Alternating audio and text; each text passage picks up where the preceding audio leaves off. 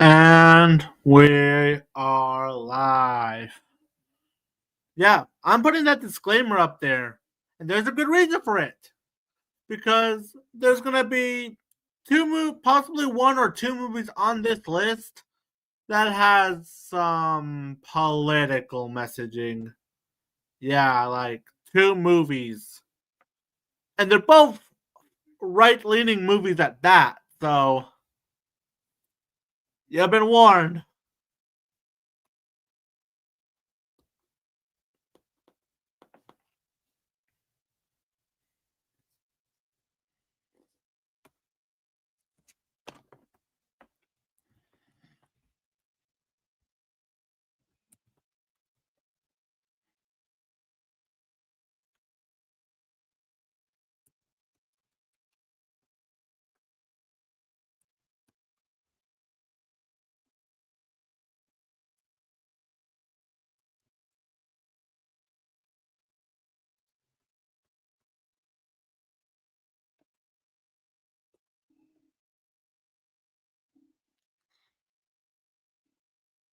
Yeah, well, we're gonna be talking about, of course, a super progressive movie, and and unless Ryan actually sat through it, we'll unfortunately have to talk about Melina as well. Yeah, we're gonna have some serious rants about a super progressive movie at that.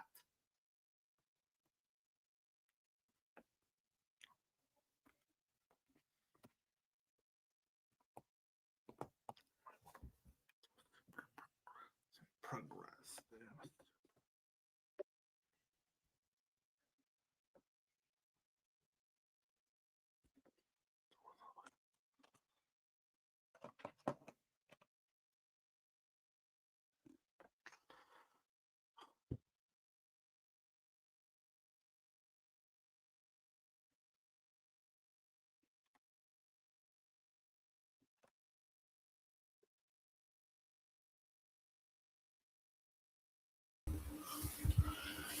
Hello. Yep. This is gonna we're starting season 3 off with a bang. Yeah, this is probably going to be our angriest one yet. Like even more so than either Smurfs 2025 or the Gabby's Dollhouse movie. Yeah, what we watched a few days ago was truly painful.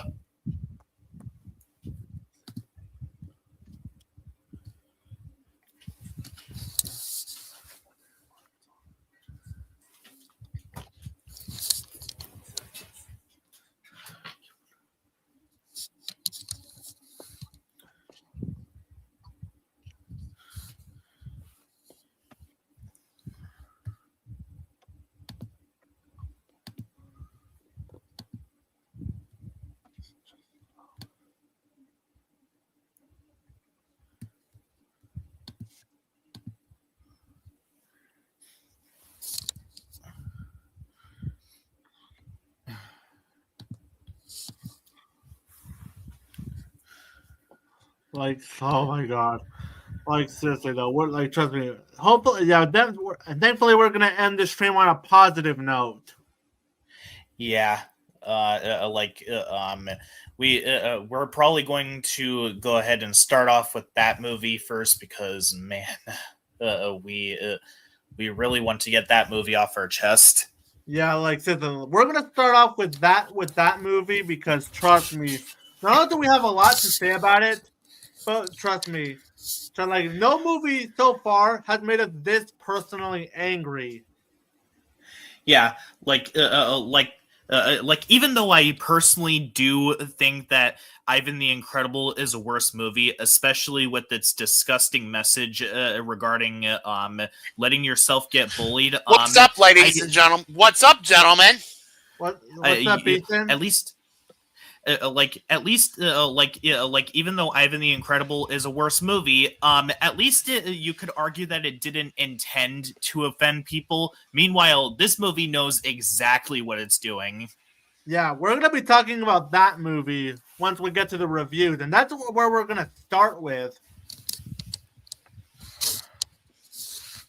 So, but beforehand, I think we could show off a bit of what we have in our collection. All right. And just imagine if a super progressive movie actually came to my theater. Oh boy. I would not go see that movie in theaters, like at all. What if I No. actually ended up seeing it on the big screen? No. You'd want a refund. You'd want a major refund. Like, did you end up watching it as well? No, sadly. Well, I did put up the Google Drive link on my server and on the post I made. It's in the comments. All right.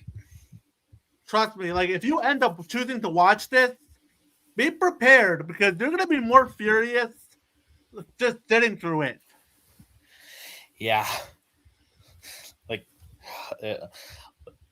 Like, and by the way, before any of those people out there come in and say, "Oh, well, it's supposed to be a parody of some kind," just like with the "it's for kids" excuse, this is a horrible defense because if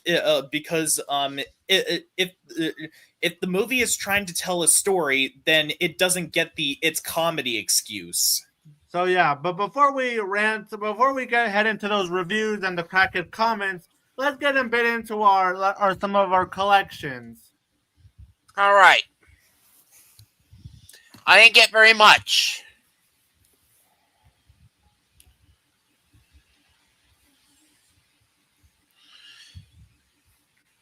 Oh, and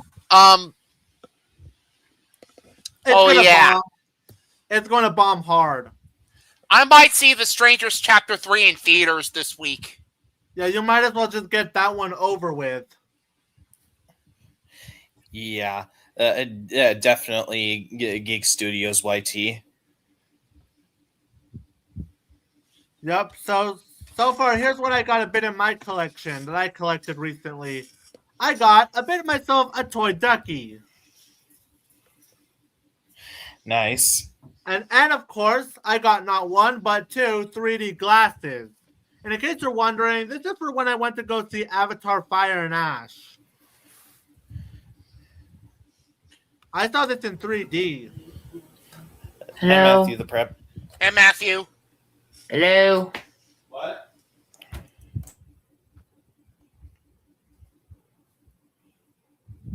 So yeah, that's what I got a bit in my collection so far.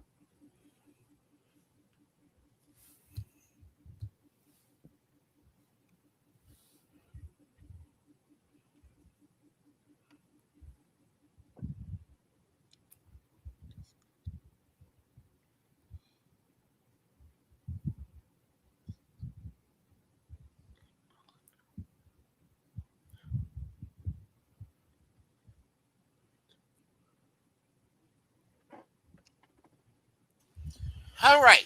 I got one Blu-ray lately. Eternal Sunshine of the Spotless Mind.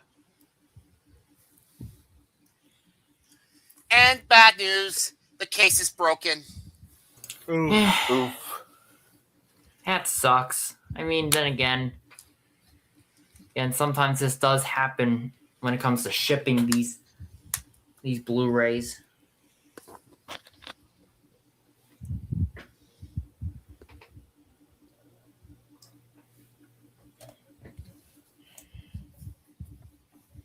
What's up, Hello. Razor? Hello. Hi, Razor. Hello, Razor. Hey, Razor. How's it going? Yo, pretty Razor good. Rex. What's So cooking? what have you gotten in your collection? Oh, right. Hold on. I'm glad you asked because let me get something upstairs. Hold on.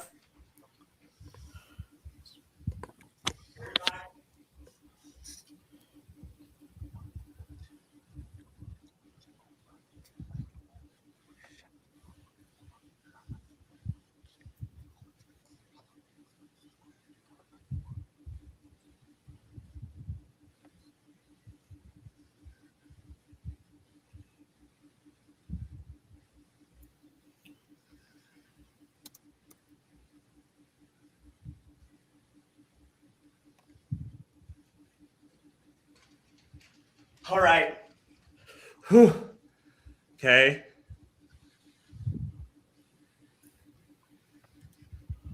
All right. First, I got a Vinland Saga Deluxe.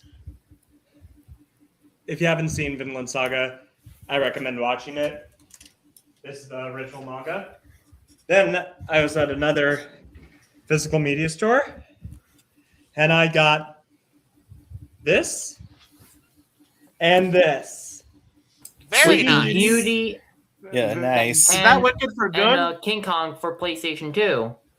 Yes, the Peter Jackson King Kong. I'm almost done with it. It's really fun, and it's really something. Like, it was really innovative. So is that Wicked for good? I see. Oh no, it was Beauty and the Beast. Sleeping Beauty. My mistake. It ended up Beauty. looking pretty similar. Yeah, pointed out. It's Sleeping Beauty. Yeah. I'm almost done with Peter Jackson's King Kong. It's really fun, and it's a game that honestly that was highly innovative for the time, and more could be made with it. All right. So is that everything we got from their collection so far? I really Yeah, don't that's- have much to update with you on my recent hauls. So with that out of the way, I think we can move on to pickled treasures. All right. Let's see. I guess I'll start. Oh, look at what Chilbion sent in the chat. Peter Jackson's PS. Get those planes away from me, you brain dead morons.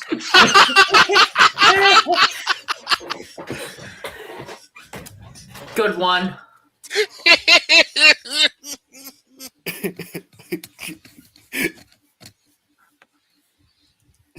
Oh man. Oh my god. Making fun of Misanthropony will never get old. Yeah. Yeah. Yeah. Oh man. We even did that while we were doing a watch long on the Owl House.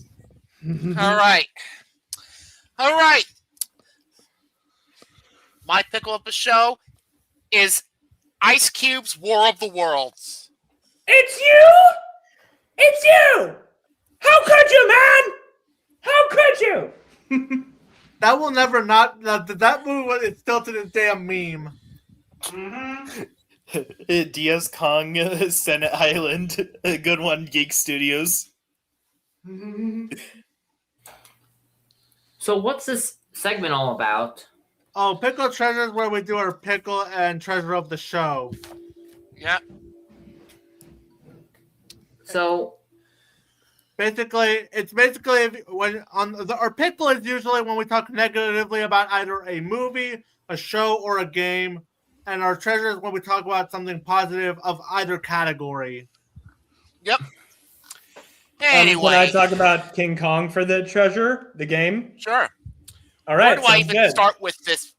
Oh boy. Where do I even start with this one? The fact that it's an Amazon commercial. Yep. This movie is an Amazon commercial from start to finish. Like as we said, like literally, like the movie literally ends with an Amazon drone saving the day. Yep. And I'll get to the ending in a bit. This movie's story is basically non-existent. Ice Cube reacts. The movie. Yep. Zoom call the movie. This movie's screenplay is absolute garbage. Because do not get me started on the dialogue. Jesus Christ. And oh my god, the acting. Especially when it comes to Ice Cube's performance.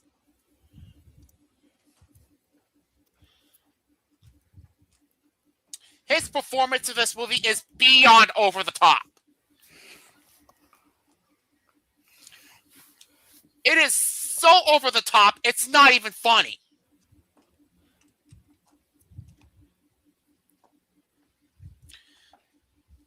this movie's cinematography and editing are so bad. How this movie was shot makes it look like one of those fan films you'd see on YouTube.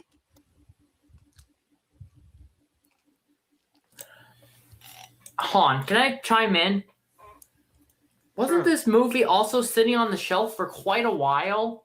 Yes, Yeah, it this was movie- a COVID movie. This Yeah. movie was made during the COVID era. Yeah, that's what I thought. Jeez. And I by the mean- way, one of the producers of this movie would later on this year ended up directing Mercy. Figures. Oh, God. Yeah, that's just insult to injury right there. The directed by Rich Lee is absolutely atrocious. CGI and visual effects, oh my God, they're atrocious. Especially with this right here. I know the image. My eyes! Oof. Look at it! Look at it! Look at it! I want all of you to look at it! Reminder that this movie was distributed by Universal. Well, initially it was going to be distributed, to be exact, before they sold it off to Amazon, from what I've heard. If memory serves me How does correct. this look acceptable to be? How does this look acceptable? And like I said, I am tempted to say that this movie was made by the Asylum. Because that's the quality you expect from the Asylum. Mm-hmm.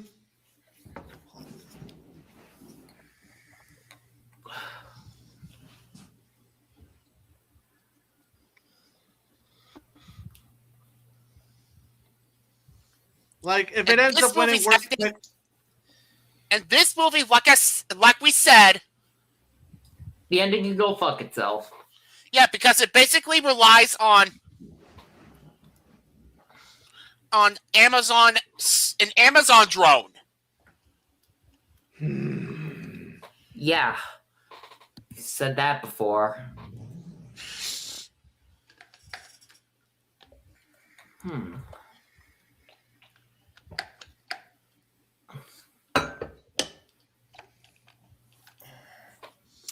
So yeah, that's why this movie is my pickle of the show. Fuck this movie. it just better be thankful that it wasn't my worst film of the year. And Ditto. if it ends up winning worst picture at the Razzies, would it deserve it? I Oh, think it yeah, would. totally. Mm-hmm. Oh, totally.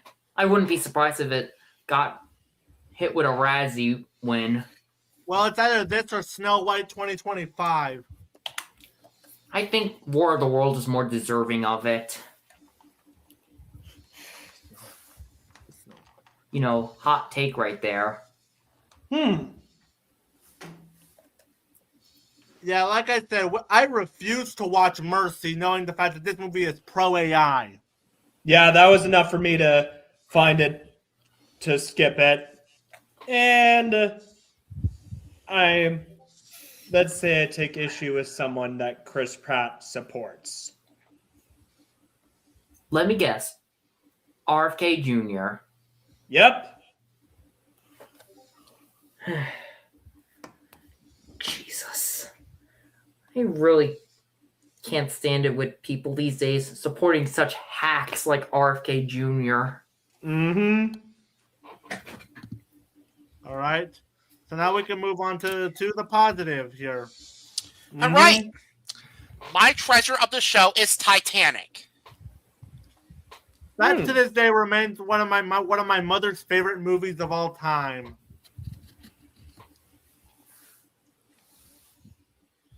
I actually saw this movie.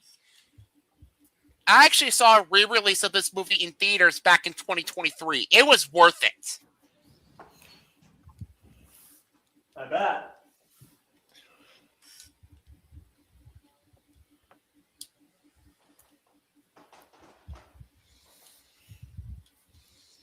It has a really good story.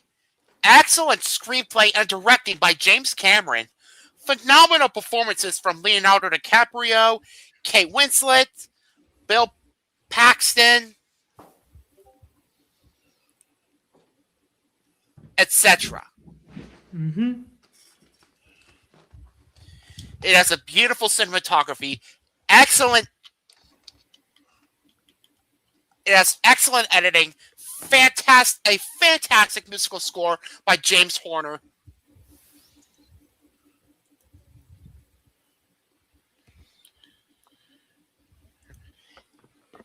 Fantastic pacing, knowing that this movie, it's considering this movie is 3 hours, over 3 hours long.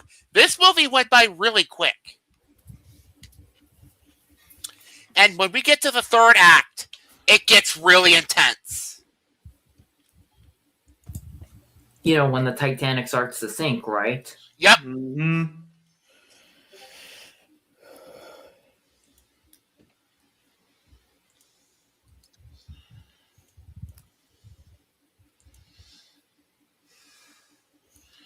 And the ending to this film is really emotional. So there you go, folks. Titanic is my treasure of today's show. Yep, because of there's only one Titanic movie in existence. This. Mm-hmm. Yeah, Yep. there is no Tooth Fairy, there is no Easter Bunny, and there's no Titanic: The Legends Goes On, The Legend of the Titanic, or Tentacolino. Mm-hmm. Basically, those garbage animated films based on the Titanic. Right. So right. So with the pickle treasures out of the way, I think it's time for We have to wait, talk. I was going to talk about the King Kong game. Okay then. All right, See, I'm I going to be recently- AFK for a bit because I have to go eat dinner soon. Okay. All right. So, as you saw, I recently got my hands on the Peter Jackson King Kong game that tied in with the 2005 movie. This game is, if you still have an old PlayStation, Xbox 360, I believe that's what it is for, or GameCube, one of those the systems that support that game, or just play it on an emulator, play it. It's worth playing. I would watch my brother play it and watch Let's Plays of it on YouTube. This game, and playing it finally, it's awesome. Like, the game, it's a first-person shooter. It has two different types of modes. The modes where you play as Jack Driscoll and Adrian Brody's character in the movie, and, of course, the titular ape, King Kong, who was played by Andy Serkis in the movie, like, with motion capture. And with the game, with the first-person shooter mode as Jack, does something very brilliant. Like, it feels very authentic. Like, there's no in-game crosshairs. There's no ammo HUD. You just have to rely on ammo through sound cues. Like, you can press this button and Jack will tell you how much ammo he has left. And the ammo is limited. Like, the game holds your hand at the start. But the game was made by Ubisoft. But don't expect the game to hold your hand, because as you progress further, it holds your hand less. The ammo is not only limited, and thankfully you can also use spears, but the enemies, the Skull Island fauna, are some tough cookies. And then, of course, you play as Kong. Kong, like, you get to take on bigger foes, like the big V-Rexes.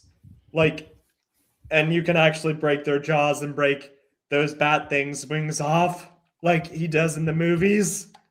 And the game has a nice atmosphere, and it might honestly be one of my favorite games. I'm almost done with it, and I'll share a rating on my community tab, but that game, it has held up well, and, like, it's worth playing.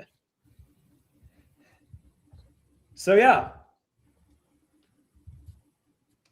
So yeah, with our pickle treasure out of the way, it's time for our little crackhead comment of the day. Oh, boy. So you Can't wait to see what that is. Yep. Are you familiar with the show Fairy Tale? Oh, yes, Yes. I am. I watched the first 2 seasons, and I plan to check out the rest. I got the full series on DVD, actually. for my I haven't birthday. watched this it, year. but the way that I first heard about the show is with Lucy and Erza. Yep. For obvious Same reasons. Of here. course, they're great characters, and besides the fan service. Yep. And speaking of the fan service, one of the things that keeps popping up on Twitter is the scene where Lucy is doing belly dancing. Yeah. So we have an inbred who is totally against fan service, but decides to say what is probably some of the most stupidest thing I have ever heard and something that's absolutely disgusting. I will read it out like it is. I'd rather get caught watching bestiality than this shit. oh god, Like are you What like the like actual hell? I remember seeing this. what Yeah, in the hell? You'd rather see a human doing something to an animal than a harmless sequence like this. Yeah, because as we all know, crossing species is better than fan service, apparently. Even though the fan service is in question, it's with someone who is consenting. Yeah, and for the record, to those who say that Lucy is 17 in the anime, no, there's actually a time skip where she is an adult in the show. Yeah, she becomes the age of the consent by the end of the series. Yeah, because, who would want to watch bestiality? Apparently, Nobody. I'm guessing Kelsey Grammer, because that's seen in Money What, Plane. you want- Whatever you want to what, you wager wanna- on, the Money Plane has it covered. You want to bet on a dude fucking an alligator? Money Plane. yeah, you want to see that scene where Sonic kisses the princess from Sonic 06 again? Oh god, no. Ugh. God no.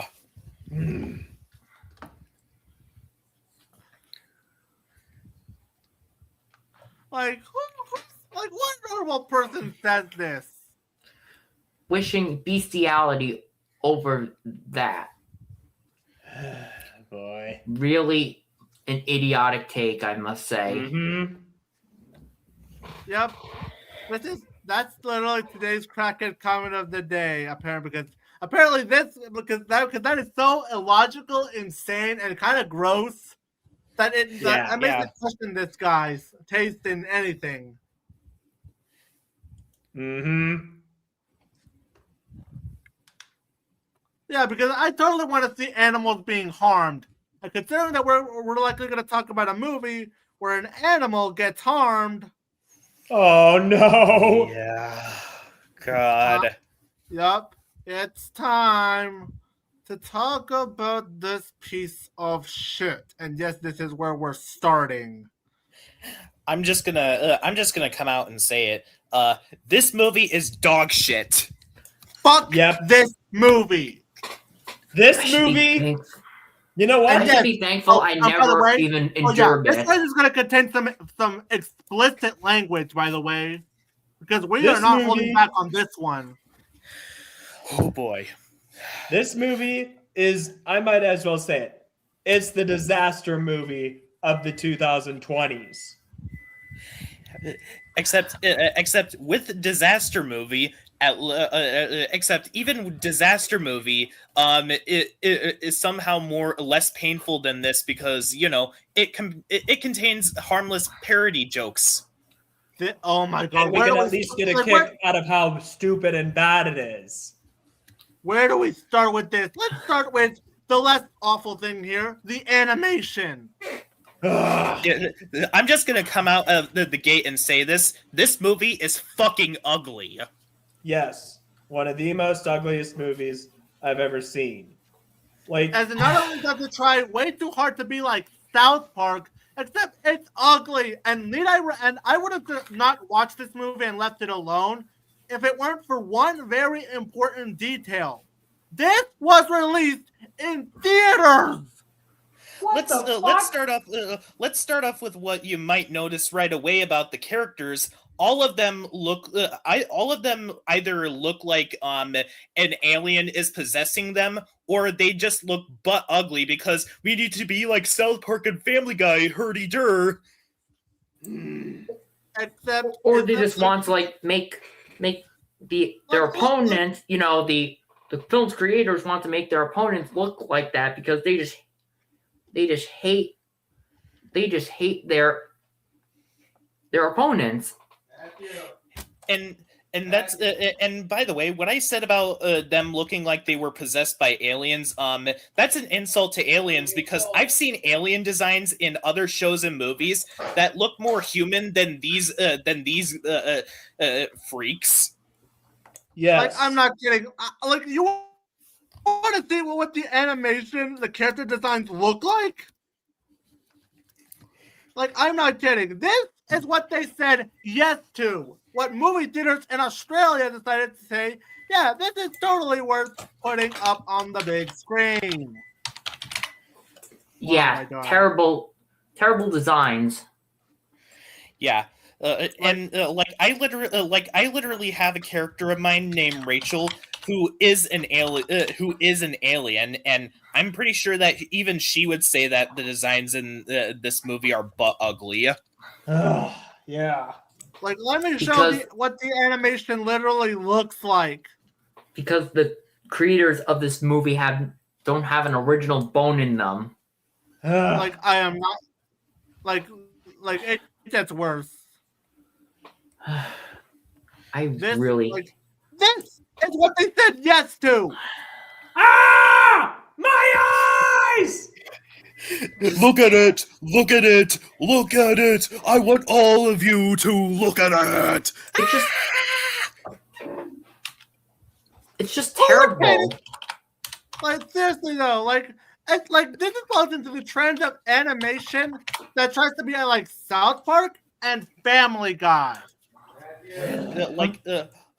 This is not acceptable for theaters. Let me put it like this: the works of Glitch Productions and Hell of a Boss and Has Been Hotel are more worthy of being put on the big screen than this piece of this dog turd. And those were not even theatrical.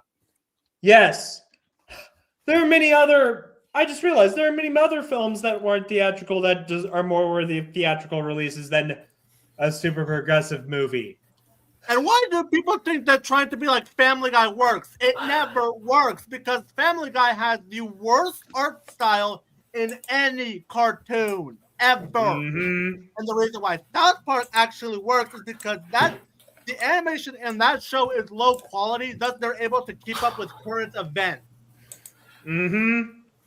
Meanwhile, a lot of these current adult cartoons that try to be like South Park and Family Guy, just try to be all vulgar because it's for adults, even though that doesn't mean anything. Mm-hmm. A lot of these quote unquote adult cartoons are a lot more immature than the shows that are made for the 6 to 11 demographic. Like, seriously though, name every adult cartoon that tries to be either like Family Guy or South Park. Like, I have a laundry list of those cartoons that tried this. Mr. Pickles, The Nut Shack, King Star King, Legends of Chamberlain Heights, Brickleberry, Paradise PD, Fairview, and of course, the two shows that this movie got the inspiration from, Mr. Bertram and The New Norm. Yeah. The only exception to the rule I can think of, because, is Haunted Hotel. But it does a lot to stand itself out and actually recognizes, it's like actually understands dark humor. Like, as in, it's not, instead of being all, it's funny because edgy shit that makes use of light situations. Can we make a new meme that instead of written by VivziePub, can we make the meme of it tries written by either South Park or Family Guy? Yeah. Or in this case, written by Sebastian Pert, the guy directed by it. And while we're on the subject of this movie trying way too hard to be like South Park and Family Guy, you can tell by the poster that it's going to be like those shows. And guess what? The movie has this in spades. Like, there's literally one sequence at the beginning where the trans character that is literally named Daisy. Seriously, movie, fuck you for Daisy. having the same Her name name's Daisy. as Princess Daisy. She decides to dance in an extremely suggestive manner, to the point that it literally made us cringe. Like, don't show us to that. Don't show that to us. We'd rather see Rias Gremory do that than you. At least Yeah. Ryan's Grimley is sexy, and as an adult. Yes. And come on, I've seen better transgender characters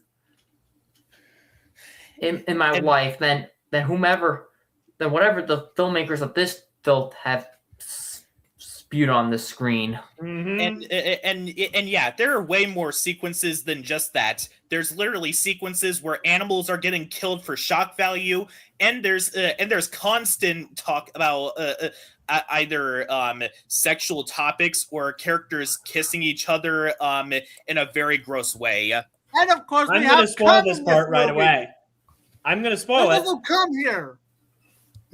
There is a scene where a guy gets penetrated by a snake. What? Yes. Yeah, this movie is not funny. Oh, Yeah. Every single sequence of this movie either tries desperately hard. Like, this movie thinks that it's so clever by using words in a literal manner. The characters literally live in a bubble, and they're trying to go on this quest to claim the victimhood, even though you are not. Even though the rest of the movie, with the context of the rest of the movie, this is just the movie telling a bunch of bad puns. Because, no joke, in every single sequence, the characters constantly speak in anti-woke language that makes me want to shout out, "Shut up!" Yes. Jesus. Like, you hear words like mansplaining and manspreading in this bullshit. And And the beginning narration is spoken by a guy who has such a nasally voice that it literally made me say "shut up" during the watch along. Yeah. Like, like when we were in the watch along, like you could hear Sean was really angry sitting through this. Mm-hmm. can I just point something out? What is it? I mean, and this is all just not counting all the other horrendous stuff in this film, like, you know, the other kinds of awful stuff that you'd see in conservative media nowadays, like, you know, Like, this you is know, somehow worse homophobia, than Mr. racism. and the new norm. Yeah. Because as bad as the new norm was, it gave us like that, like you could at least get a kick out of like, and then this happens, like, and you know, that part, like, you know, and I mean, I hate Muskrat, and thank God for Elon Musk and his shitpost memes, because, like, you know how stupid it is. This, At least the new norm was short. yes, it was short. Meanwhile, this movie is a feature length. Yes. Like, this movie is literally a black hole of comedy. There is not a single moment in this movie that made us laugh in the slightest. Like, the one part that I literally got, like, that, or like I said, animals get killed in this movie. When I saw that, my blood was boiling. I'll admit Oh, I was and- laughing, but not because it was funny or anything, but, you know, like, I was laughing at the movie, like, how terrible it was. Like, And during while this we're one on- bit, but that was And it. what? Yeah, and of course, there's literally a scene where one of the characters in this movie, a lawyer, constantly uses the R word throughout this movie. Yeah. Oh my God. And people, like, if you thought that Jeffy from SML was offensive to disabled people, this Or even literally see it takes from, the cake. or see his film music, for that matter. Like, this, Yeah. you know, did Mr. Horse write this movie? And of course, we have to talk about the worst character, Uncle Murray. Oh, we'll get into the characters before, because we need to talk about other problems that piss us off. Right, right, and Can there's I a lot. point out another problem that this shithole ended up with? What? I'm gonna share the screen because this may come as a surprise.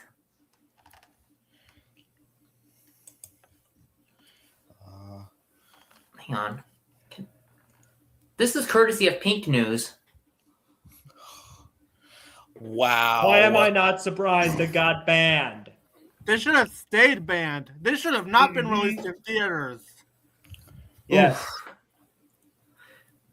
Yeah. Like- Daisy in this movie, which I'm just gonna say it again, truck you movie for using the name Daisy because there's a better Daisy from a Nintendo game that I'd rather Much be better playing than one. watching this filth. Mm-hmm. And She's while we're- flavor name is Stacy. she is an insult to trans people. Mm-hmm. and Granted, trust this me, there movie are is an insult to everyone. like Sissy though, and then of course we have the tone. And we don't normally like using this criticism when it comes to describing bad media, but I'm gonna say it. This has to be the most mean-spirited movie and spiteful piece of shit that I have ever seen in my life. Yeah, the epicenter for this movie's mean-spirited tone is how the characters treat Pete. He is treated horrifically throughout this film. Mm-hmm.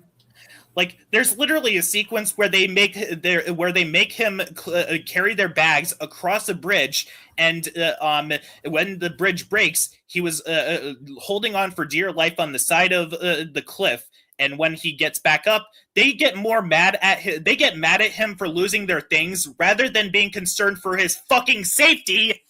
Yes, and not to mention the bridge wouldn't have collapsed if they carried the suitcases and all that junk individually instead of just having him cross while carrying all of it. Like, he is treated awfully. Like, everyone treats him horribly. Especially the worst character of the bunch, Uncle Murray. Never have I wanted a character in a movie to die a major, painful death than Uncle Murray. Mm-hmm.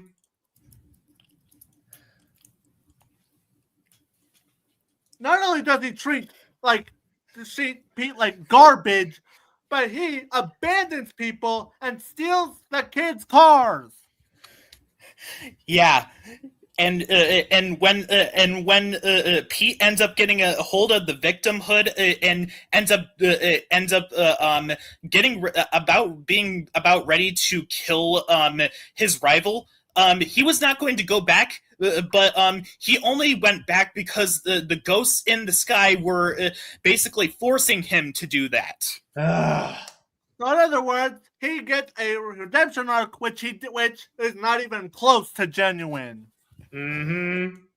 Oh, and this movie has a lot of cliches in this movie, all of which have been done in better movies.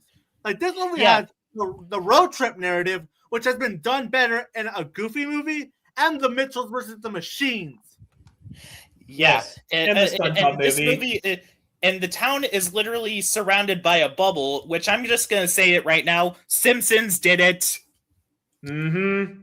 And of course, there's the misunderstanding thing cliche. Oh yeah, this movie is literally sexist towards both men and women. Mm-hmm. Granted, this movie is offensive to everyone with common sense. And good God, no wonder why Parliament outright banned this from being shown. And oh, by the way, another cliche this movie has that this piece of garbage has, if you guessed it, this has the chosen one narrative.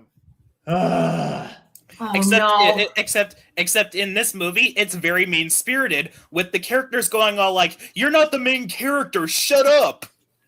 They have the nerve to break the fourth wall, but not in the clever, charming way. Like Sissy though, again, Lord of the Rings does it the chosen one story way better. Hell, even the ones that we didn't like, me and Sean, like Runes, even that did it better than whatever the hell this garbage did. Yeah, that show was just bland at worst. This is all kinds of infuriating. And oh, by the way, we get some scenes of shit and urine in this movie. Yeah. Perfect act. That is an accurate description for this movie. Like everything about it pissed us off. Like, holy crap! Honestly, And I'm gonna say it. I owe an apology to Gabby's Dollhouse, the movie. At least that movie with that movie, it didn't start getting really really bad until like the ending of the movie. honestly, I don't know what to say between this and the Rodfellows movie. I mean, at least with the Rodfellows movie, whenever that movie was not showing writers barely disguised fetishes, that movie was boring. This is infuriating all the way through. Like, I'm gonna say it. This is the worst movie of 2026. Oh, I don't mean the worst movie of the year so far. No, I mean, like, there is no movie later this year that is going to be worse than this movie. Yeah. Not even Farm, Melania. It's gonna be Animal Farm. It's gonna be less terrible than this. Animal I Farm don't will know look if like Melania is across going to a be better or Spider-Verse worse than movie this compared one. to this. Yeah. And to those who are defending this movie by saying, "Oh, it's just comedy," being a comedy does not exempt you from criticism. Yes. This is the same thing that would apply to other such terrible films made by right wingers like Lady Ballers. Or Like, another excuse that doesn't work. Oh, it's just a B movie. Like this is everything wrong with anti-woke garbage I have witnessed. Yes. Exactly. Out of all the anti-woke garbage that I've ever bore witness to, whether it be in full or just in passing, I honestly have to say this one absolutely takes the cake. And my God, can we stop with the anti-woke garbage? Like, I am sick of it. Like, most things that get labeled as woke are still better than this. They prove it to make arts content. Case in point, the Critical Drinkers movie. Oh yeah, that. Which reminder has a lower IMDb score than Captain America 4. Okay, I didn't do my best with the Mark Hamill Joker laugh, but you get the idea. That's what you get. Yeah. Shows that grifters are terrible at making works of art. Yeah, and like even though like I stated beforehand, even though I do find Ivan the Incredible worse than this movie, you could make the argument that it didn't mean to pull all of the stuff that it was doing throughout that film. This movie is very much aware of what it's doing. And trust me, like Sissy, this movie was so bad that giving it an F would be too generous. It deserves a D minus. A Z minus. Can't That's believe not- this broke the rating scale finally. Woohoo! Yeah, like I said, no movie later this year is going to be worse than this. Like good luck in 2026 having a worse movie than this because it's gonna be downright impossible. Yes, I mean, I already found a 0 out of 5 for this year. I want to know if this would be worse than Melania. I wouldn't be surprised if it's worse than Melania. I refuse to watch that movie. I mean, I same refuse here. to watch that too because trash propaganda. Yeah, trash propaganda indeed, but is it worse than a super progressive movie? Who knows? Like I said, like most of us are never going to watch this. And my God, like I said, good luck in 2026 because I can't see any other film being worse. Yeah, like I said, and at its absolute worst, Animal Farm is just a shit adaptation of a beloved book. Yeah. If you take out the connections to the book, you just write it off as a generic animated movie. This movie is downright infuriating. Yes. Yeah, I'd rather here's a list of movies that I'd rather sit through than this movie. I would rather sit through Lewis and the Aliens. I'd rather sit through Monster Family. I'd rather sit through Ryan's World, the movie, Titan Universe Adventure. I'd rather sit through Gabby's Dollhouse, the movie. I'd rather sit through the Oogie Loves in the Big Balloon Adventure, etc. I'd rather watch Playdate than watch this movie again. I'd rather watch Smurfs 2025 over this. Mm-hmm. I'd honestly rather watch the Playmobil movie than this garbage. Soulless cash grab, if you know will. what? Scratch that. I would rather watch the Emoji movie over this. Okay, Yeah. that's a better option. Yeah, like the Emoji Movie is still insulting to teenagers of its teenagers in its demographic, but at least the Emoji Movie didn't go out of its way to try and offend everyone.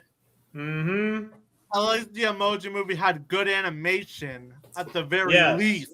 As opposed to this pile of filth. Mm-hmm. Like, And this is one movie that I refuse to watch outright, and I'm glad I didn't. trust me, expect this piece of shit to be at the top of both of our worst lists. Mm-hmm. Oh, I can't wait for you to release your review on that filth. Yeah. When I basically do my review on this filth, expect me to get a lot more angry than I usually do, because most of my reviews are basically angry for exaggeration, but this movie legitimately made me mad. Like Cicadel, like don't hold back on the cuss words because it absolutely deserves to be torn apart. Yes. This needs to be eviscerated. Like, If I Cicadel, gave this a double toasted rating, I'd give it a fuck you. like Cicadel, Sean, like if you ever if you ever get around to that review, please make sure that all the profanities you say are uncensored, because this movie does not deserve to be spared. Oh. What else should I say? Well, yeah. If I had to like punish this film musical hell style, I would order the following punishments for being such awful, mean-spirited assholes. The entirety of the cast is to what should it be?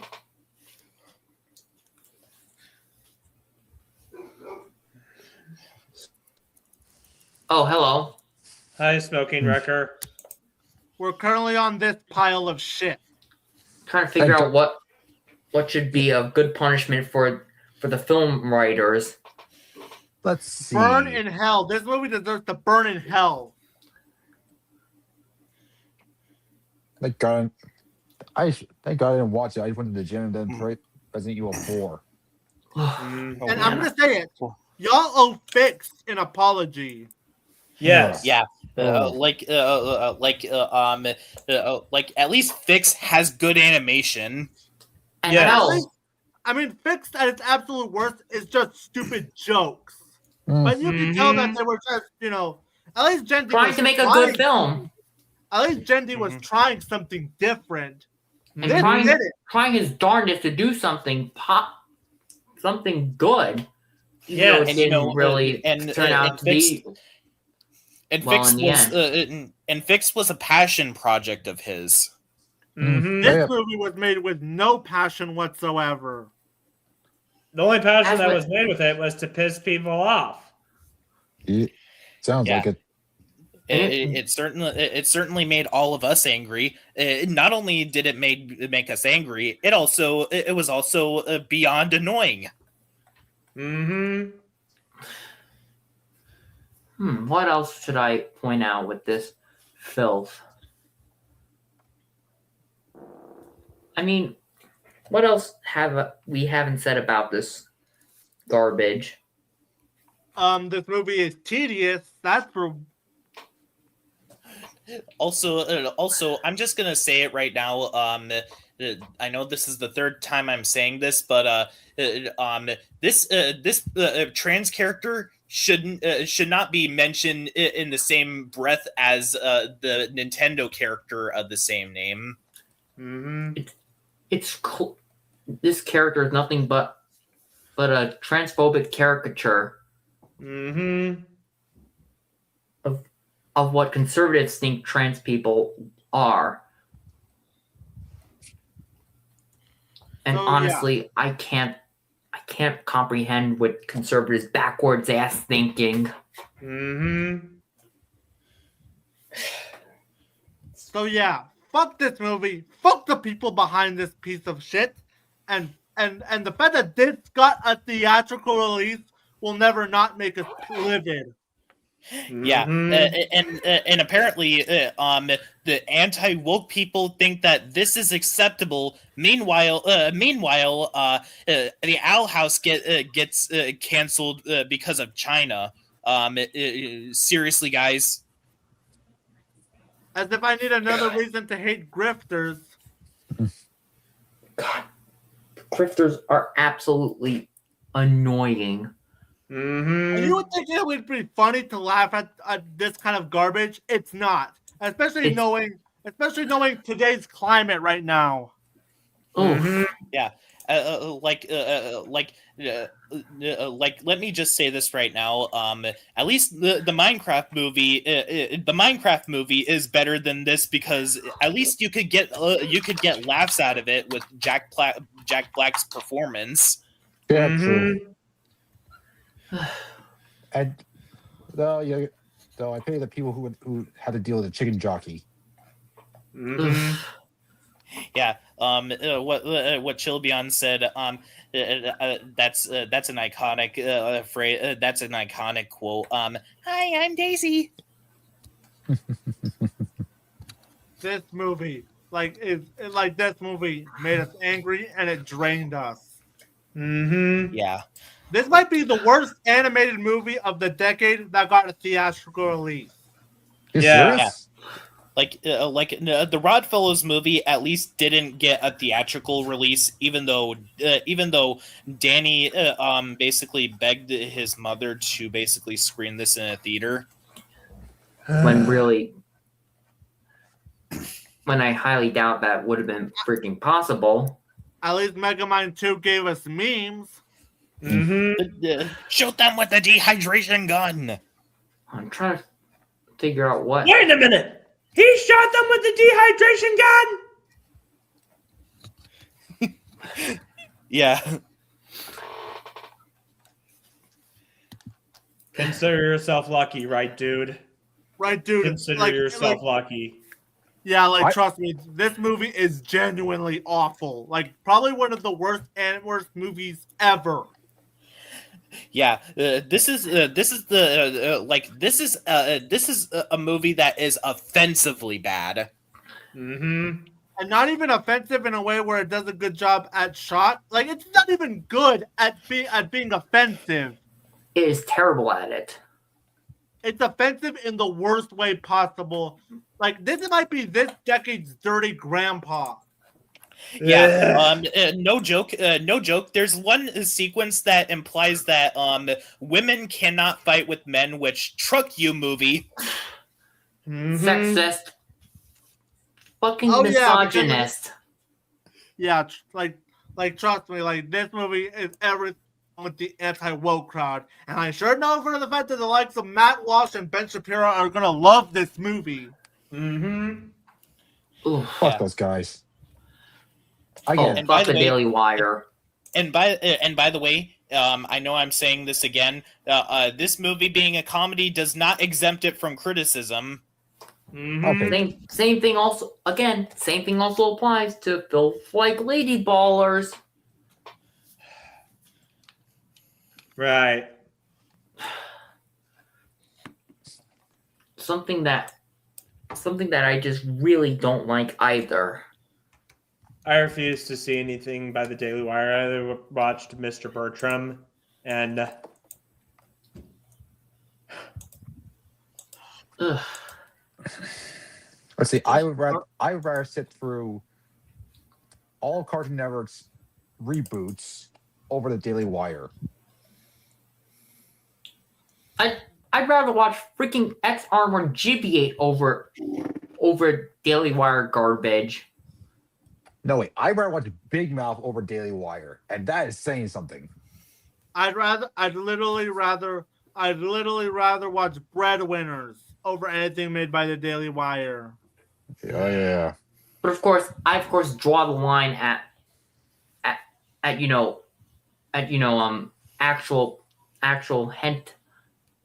underage hentai. That I would never do. Wait, that Even- happened in the movie?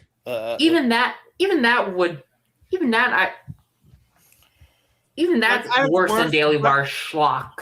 At worst, Breadwinners is just stupid. mhm. Yeah. So far in my Sean's Network and Yearly Reviews series, this one is in the bottom 3 for the worst worst things that I reviewed in that series. Period. Like the only two that are worse are Powerpuff Girls 2016 and Ivan the Incredible. At least with Rent a Girlfriend, it has you can see where it's trying to go for with its fan service. This is just infuriating, and Hell, I'd rather watch Rent a Girlfriend over this.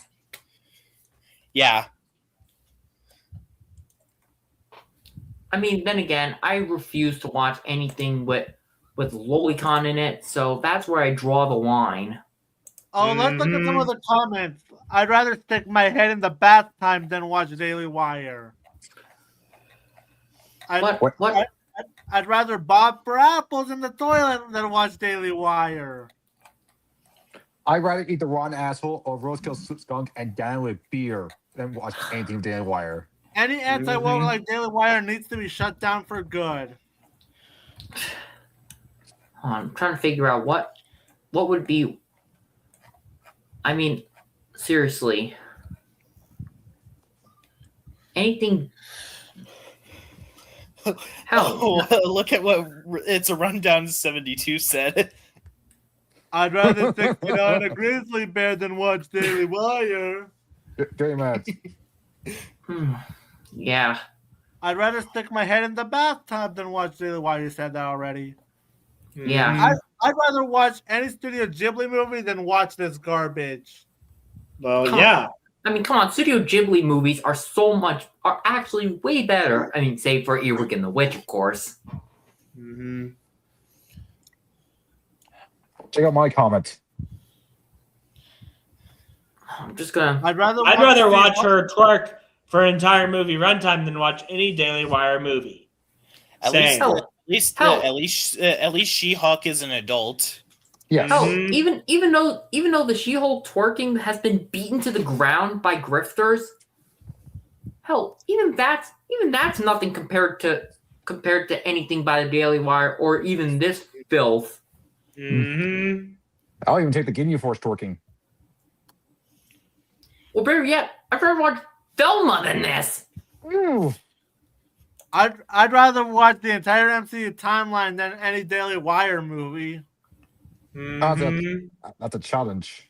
I'd rather watch War of the Worlds 2025 and Madam Web than anti-woke garbage because at least you can laugh at those movies. That's Oh. you, bro. Bro, that's you. Yeah. Your mother was in the Amazon when this, but I forget that line. She was in the My mother Amazon was in Research the Inspires when she Amazon. died.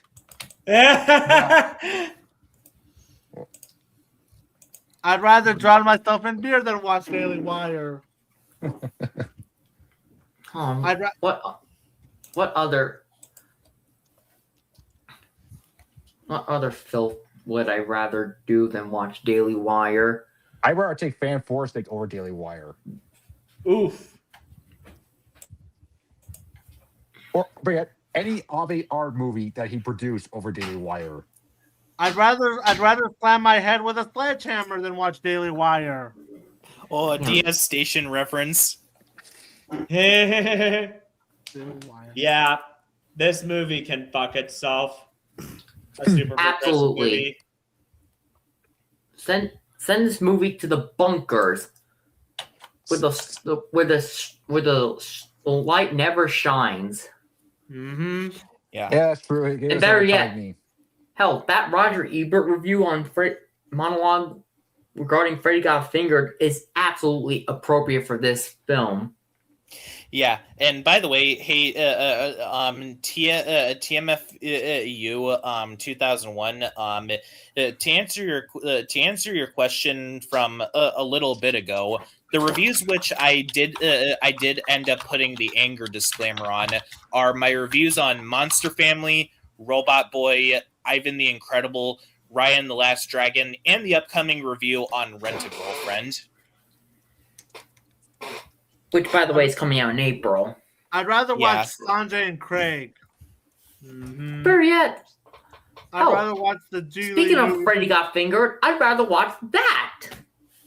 I'd rather watch the Star Wars Holiday Special and the Star Wars sequel trilogy on loop before I ever watch anything from Daily Wire. Mm-hmm. Yeah. And hey, Mr. Horse, if you get angry at that, cry about it. Mm-hmm. Like this, even though 50 Shades of Grey exists. To answer your question, Chilbyon, Rent a Girlfriend is an anime. Why does it sound familiar? Let me look up. I'd rather listen to Starbenders than watch the Daily Wire. Starbenders are awesome. They're Yeah, my I'd second rather- favorite band. I'd rather watch the Snow White remake over anything Daily Wire makes. That I'm just gonna pull up your live stream, MCF, Oof. so that way I can I'd rather watch Dragon Ball Evolution instead of Daily Wire. Yeah.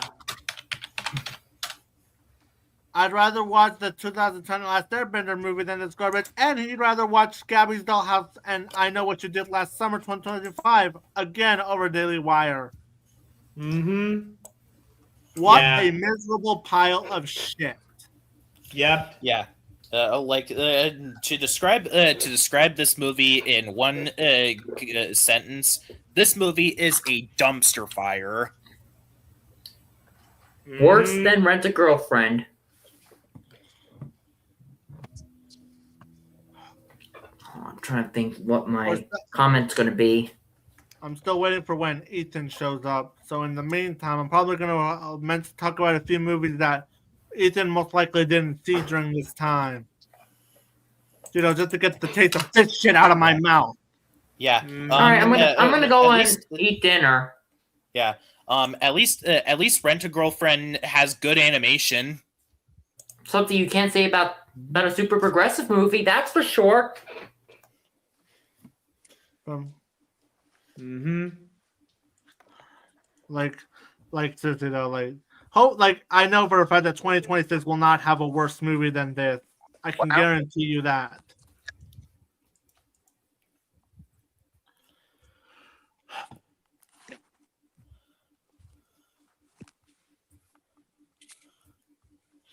Yeah. Yeah. This movie is already the worst. This is already the worst movie of 2026.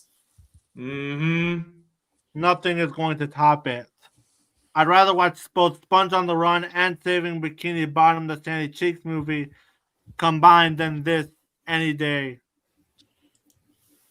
I'd rather watch Jack and Jill than watching this terrible movie. Guys, here's another one I will make. I'd rather watch the Twilight movies over this movie.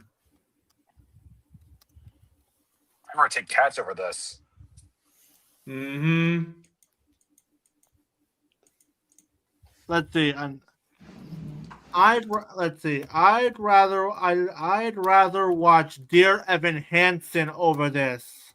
Oh boy.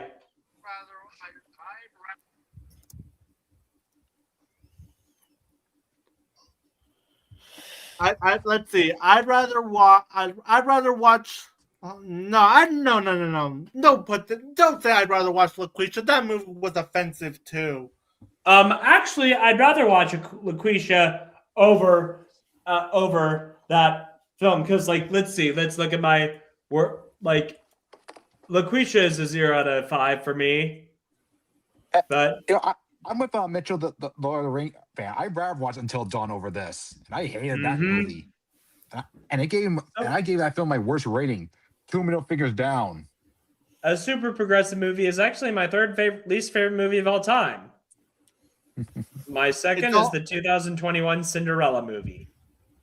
And my number one, The People versus George Lucas, of course. Of course. I'd rather sit to the... At least the DCU had some good movies here and there. Yeah. Yeah. Yeah, and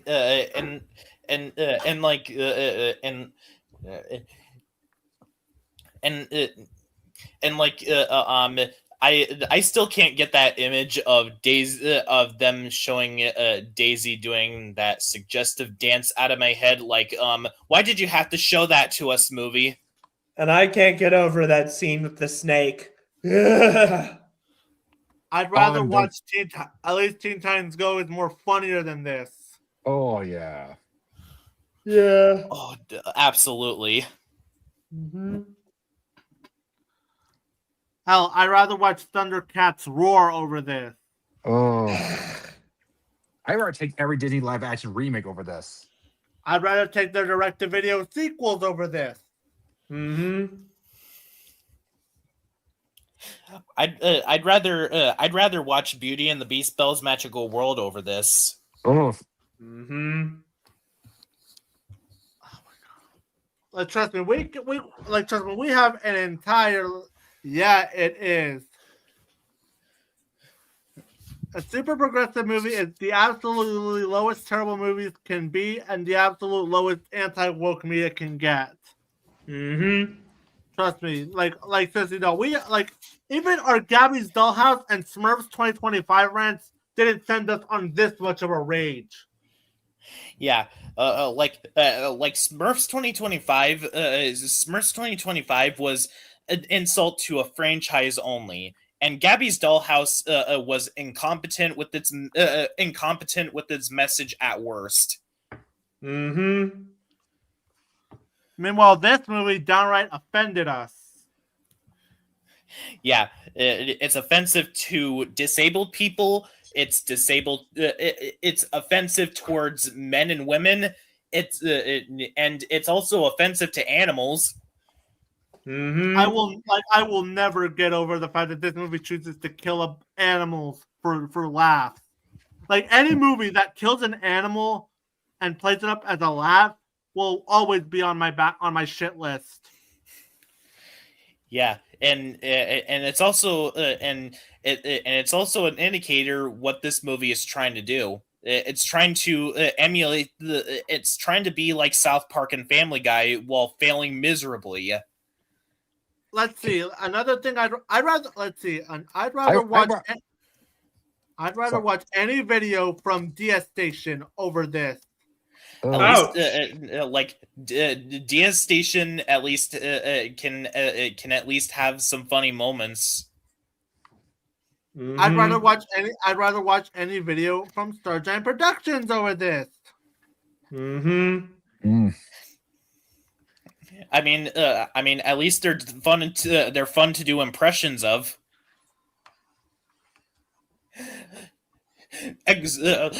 Don't mention me in this video ever again, you brain-dead morons. Yeah, I'm John's best editor. Don't insult me, you assholes. You sound like Skeletor. I'd rather watch any video from Trolls Band Together Fan 2001 over this. I will watch every Jared Leto movie over this. How dare you say that? And don't insult my precious Trolls franchise ever again. Mm-hmm. Yeah. Yeah, those people are fun to do impressions of. I'd rather watch any video from Channel Awesome over this. Why does it look like Vegas? Mm-hmm. Hell, what other things could I say are worthy of watching? I'd rather watch every episode from SpongeBob season 6 through 8 over this. Ugh. I Heck, think there's a couple of good episodes in there. Yeah, heck, I'd rather watch seasons 9 and 10 of Fairly Odd Parents than this, as well as Fairly Odder. Oh yeah. As that those, despite being absolutely insulting, I'd rather watch season 12 of Family Guy. Yeah. I'd rather you know, hold on.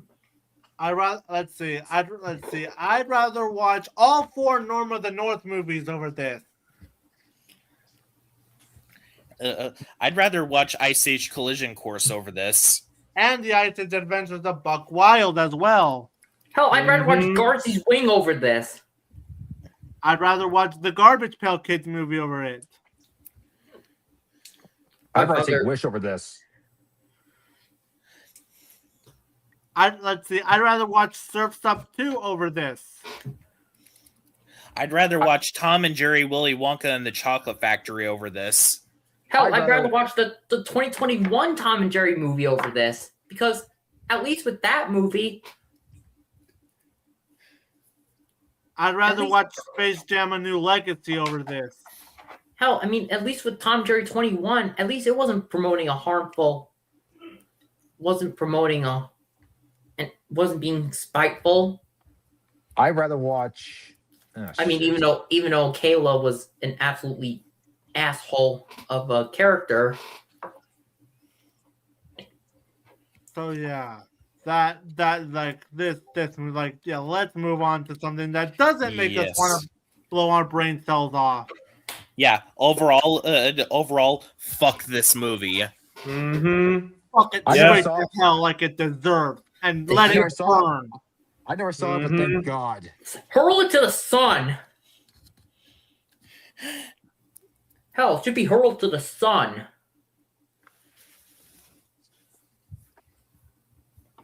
All right, let's move on. Fine. Yes. Less. Hamnet. This movie I saw it because I was it was originally like it didn't come out when I was during its initial release where I live. It's technically a 2025 movie, but it got a release later in January. And it is this film shows that Chloe Zhao is a great director. I mean, I haven't seen her other films besides Eternals, but after this, I want to see her more of her filmography. The production was really good. The cinematography was excellent, and that ending alone elevated it. Yeah, like I heard nothing but great things. Like my first introduction to Chloe Zhao was when I first heard of Nomadland, For me, which it was was winner for Eternals. Best Picture.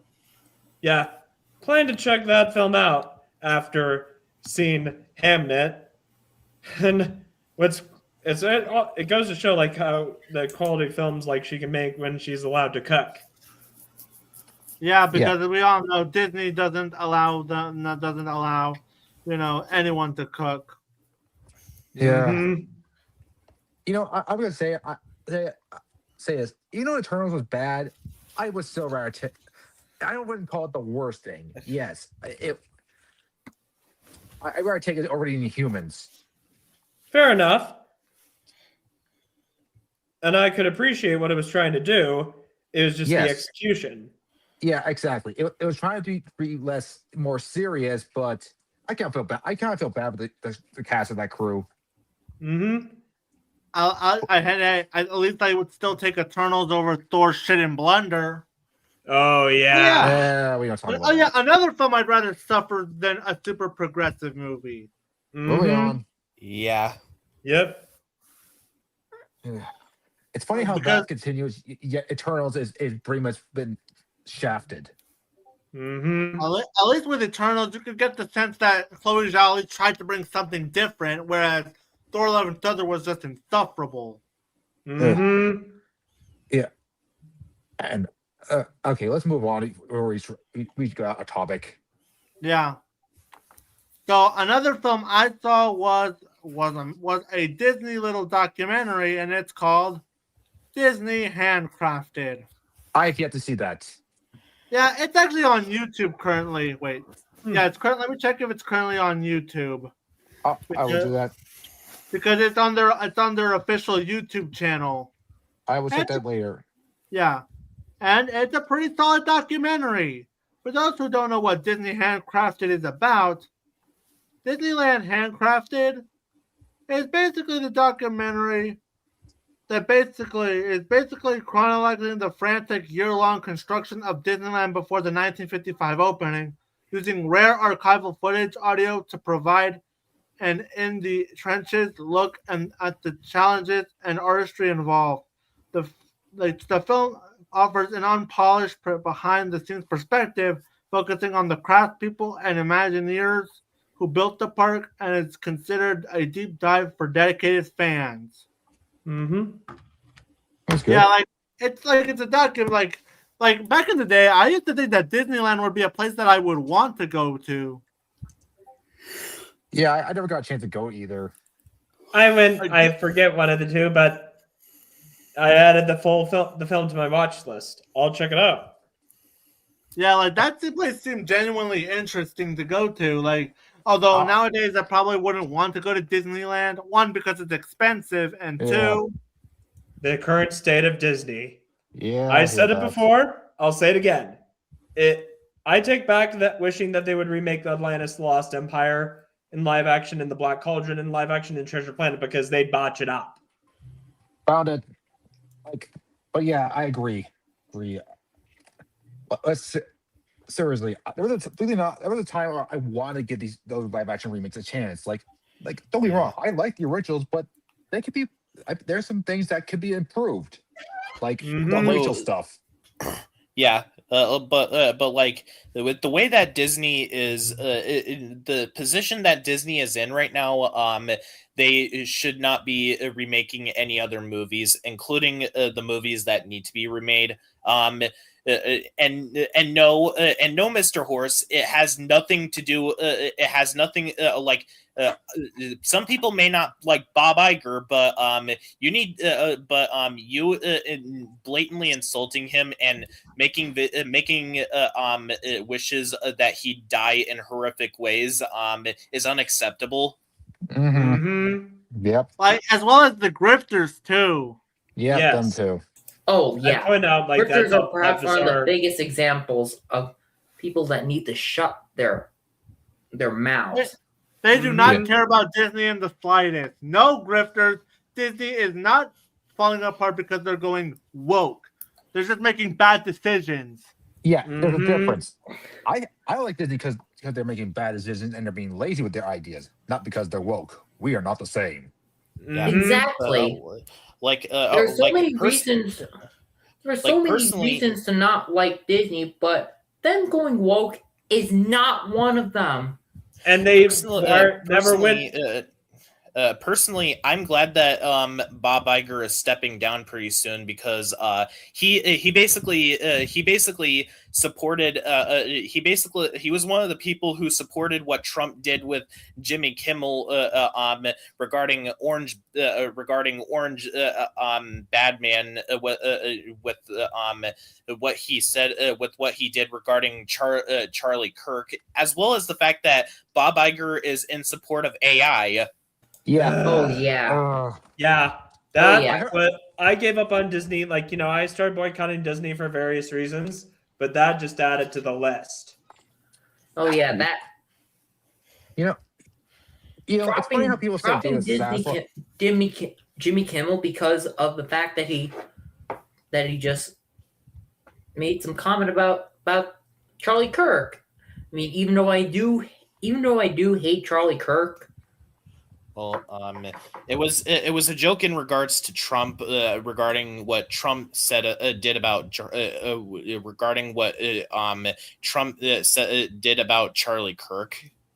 And of course, Trump lost his mind. He never had a mind to begin with. All right, so next film that Yeah. that we ended up watching is a movie called Cosmic Princess Kaguya. Yeah, I'm still working on it, but I'm enjoying it. It's an interesting film to say the least. I Yep, haven't gotten around to watching it. I watched this movie in its entirety on Anime Hub, so that I was able to finally find a way I could finally watch it, and yeah, it's quite good. If I were to describe this movie, I describe it as Hatsune Miku meets K-pop Demon Hunters. Of course, Well, I'm somewhat familiar with the tale of Princess Kaguya after watching the Studio Ghibli film. Yeah, not And to I'm be reminded, confused oh with- right, it's a Japanese fairy tale. Go Yeah, on. like, although if I have to name a weakness of this movie did not need to be like 2.5 hours long. Yeah, that's a reason why, like, it's taken me a while to finish it, but I plan to finish watching it this week for sure. Yeah, something else that I did with Wicked Part 1, I might have to do the same thing with this movie. You know, watch it in increments. So, Oh, Ethan, look, Ethan's back. Yep, Mhm. I'm back. so yeah, we're currently on this one. So far Razor's liking it, and I quite enjoyed it myself. So, all right, Ethan, you have the floor with these reviews. All right. My first review is 28 years later, The Bone Temple. 6! I saw this one as Big well, 6! and The number of the beast!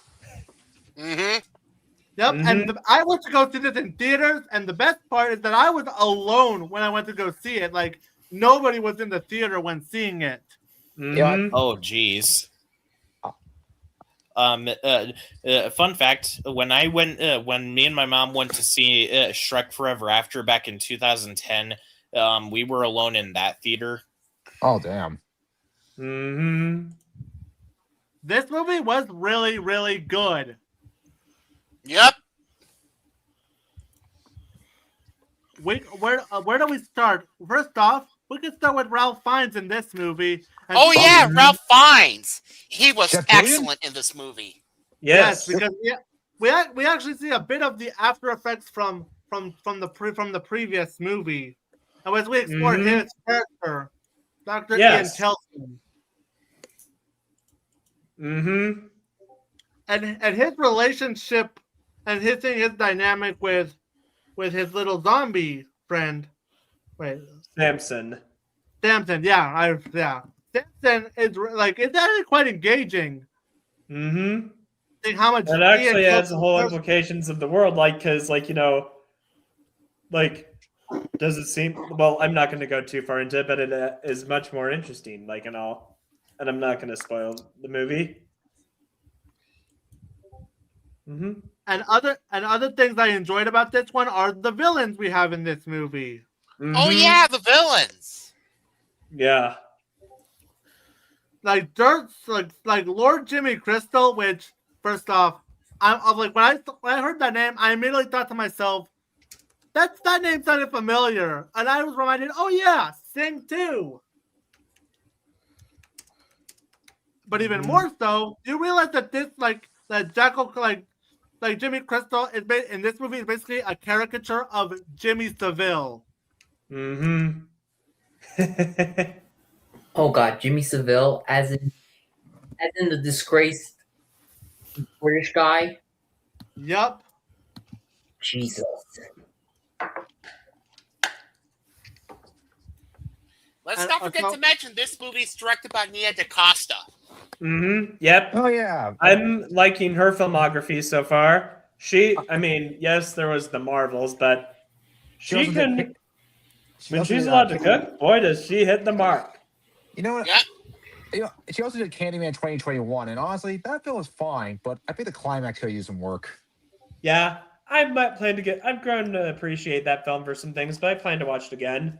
And You know, knowing that this is the last time we'd see Tony Todd as the Candyman, And guess who I would have liked composed to the see musical more. score for this movie? Hildur Gunnar did. Mm-hmm. Yep.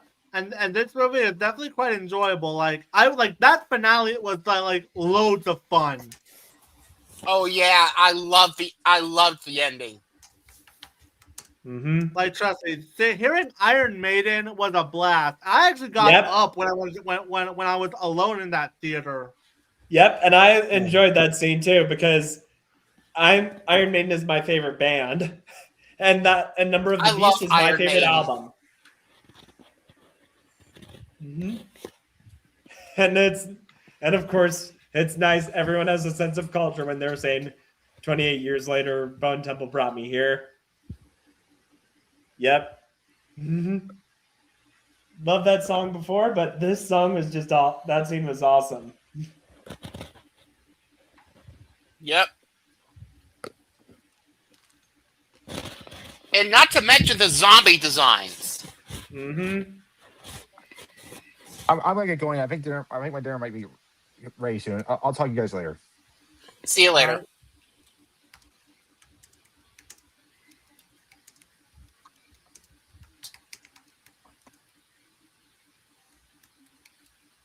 And of course, this movie, it was definitely worth seeing in a theater. Mm-hmm. Yep. Totally worth it. Yep.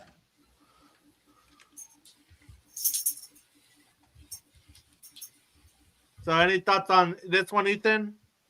I love this movie. This is my favorite film of the year so far. Mine too. So far, at the moment, it's no other choice at the moment. Yes, I'm counting it because it got a wide release in 2026.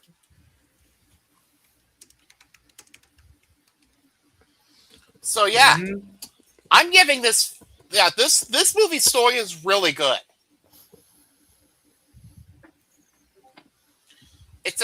It's a great continuation from its predecessor. It has a fantastic screenplay.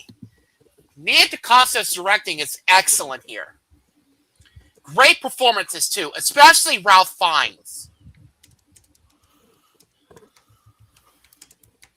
Excellent cinematography. Great editing.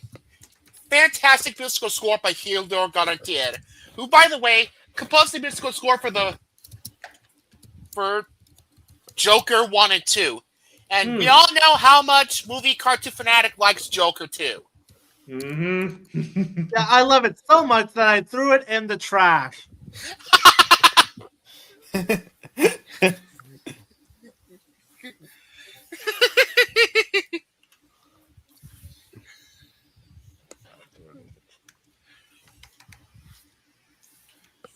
This movie's editing is superb. And so is the pacing. This movie went by real quick. It has very effective scares, excellent costume designs, and that finale was a lot of fun. So there you go. I'm going to give this movie a 10 out of 10 or an A+. Mm-hmm. All right. My next movie is Marty Supreme. Oh wait, let me put that in the chat Mm-hmm. because timer off. Yeah. Wait, Marty Supreme re-review. All right, you have it. I actually been wanting to see this movie for quite some time, and I'm really glad I did. One of my favorite films of 2025 by far. It has a really good story, excellent screenplay, fantastic directed by Josh Safdie, great performances, especially when we get to Timothy Chalamet. He deserves an Oscar. Mm-hmm. Absolutely.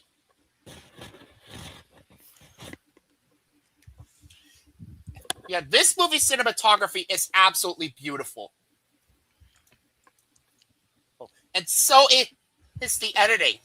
It has a great soundtrack, really good pacing for the most part, really good humor, and a really satisfying ending. Now, if I were to have any complaints, it would be that the pacing in the first half could be a bit slow. I But personally didn't. otherwise, I love this movie. 9.5 out of 10 or an A. Yeah, personally, I didn't find it slow. In fact, because as we all know with the Safdie brothers, they really know how to make their pacing frenetic. Yep. Mhm.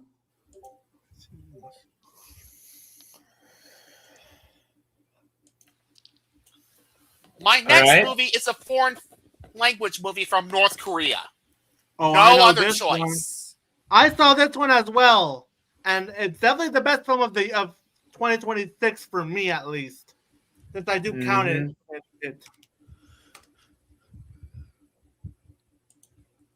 Yeah, I hope to God this foreign film gets an Oscar. Even though it's sadly not on the Oscars list. Of course. That what a letdown. Yeah, this movie's. This is South Korean. Oh, South Korean. It's South Korea. Thank you.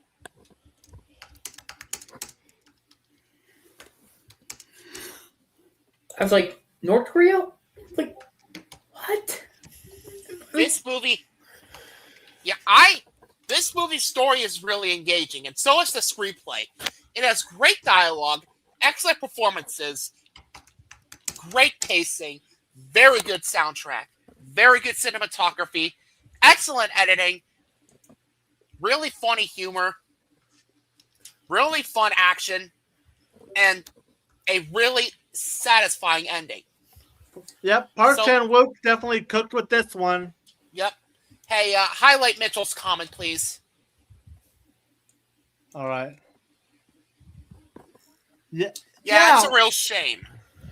Why did it get robbed? Mhm. Yeah, exactly. What the fuck?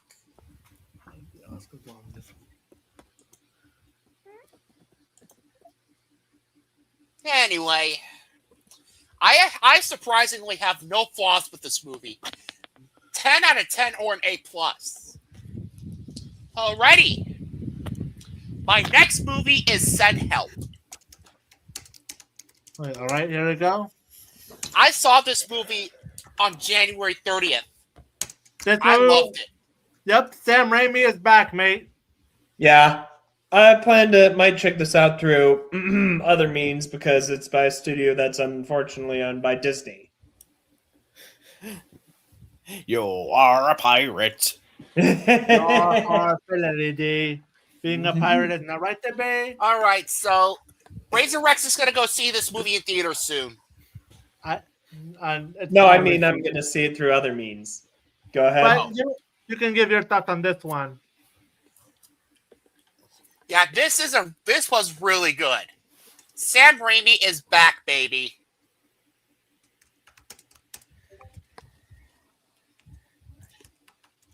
It has a really fun story, really good screenplay, fantastic performances, especially coming from Rachel McAdams. She seriously stole the show here.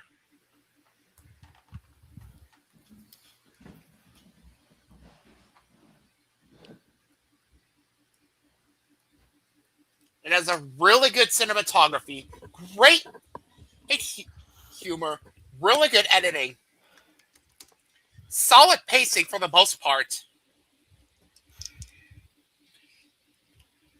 surprisingly decent soundtrack, and a really fun third act. And a satisfying ending as well. Now, if I were to have any complaints here, it would be this. The pacing in the first half was a bit sluggish. But otherwise, I really enjoyed this movie. 9.5 out of 10 or an A. My next review is Primate. I watched this one as well, and I can just describe it in this. Killer Monkey. Yep. This movie is about a killer chimpanzee. Which is technically not a monkey, but you get the idea. Like, what is it with Paramount releasing the monkey movies in January? Yeah, what the hell?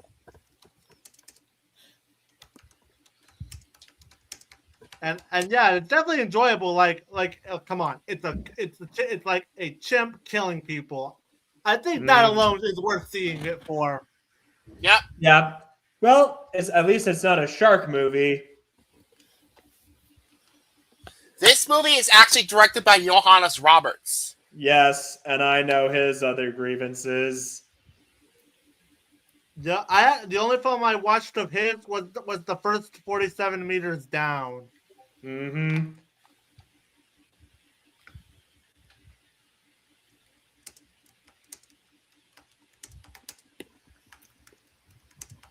Really, this movie was really engaging from start to finish. Hmm. The kills of this movie are insane. Like, holy shit.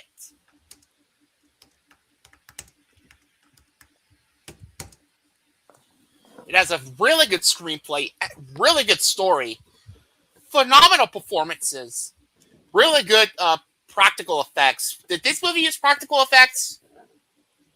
Let me see. Let me check.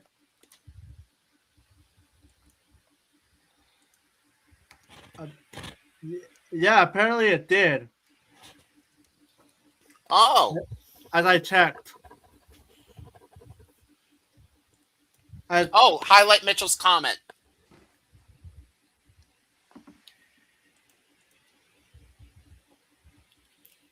Yep.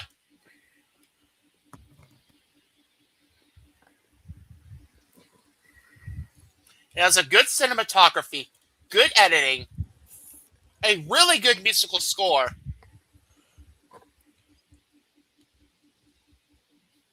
solid pacing,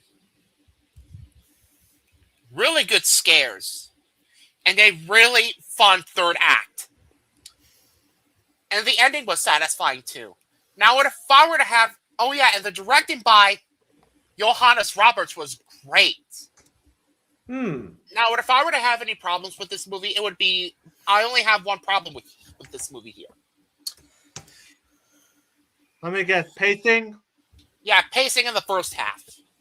It was a bit sluggish, but otherwise, love this movie. 9.5 out of 10 or an A? All right. So is that all the reviews you have? Yep, that's all. All right. Anyway, I'm going to head off now. Good night, y'all. All right. Peace. So the next one I watched was a Shudder movie called Mother of Flies. Mother of Flies. So for those who don't know what Mother of Flies is about, it's basically a folk horror that stars the Addams family. Yeah, there's like 3 Addams movies and Addams actors in this movie. Not like the Addams family that we're known Zelda as. Adams, John Adams. It's about a young woman with a terminal cancer diagnosis who seeks an unconventional cure from a mysterious witch in the woods, leading to a descent into dark magic, ritual, and the blurring line between faith and the supernatural. And with the tagline of "Every cure has its cost," yeah, the film was typical Shudder fare. Like, I'll give it that it does look better than most Shudder movies that you see on the site that didn't have a theatrical release. But otherwise, it's kind of forgettable. And speaking of forgettable horror movies, I saw a movie called We Bury the Dead, being the first new movie of 2026. This one stars Daisy Ridley. Here come the grifters. And it was a pretty decent survival zombie movie, but this one definitely does have a couple of pacing issues. But otherwise, I quite liked. It's decent for what it is. Daisy Ridley gives a good performance as per usual, and of course it does have an occasional emotional vibe to it. But otherwise, it can be pretty slow burn, despite the running time being pretty short. But otherwise, it's definitely a movie that I wouldn't watch more than once. So yeah.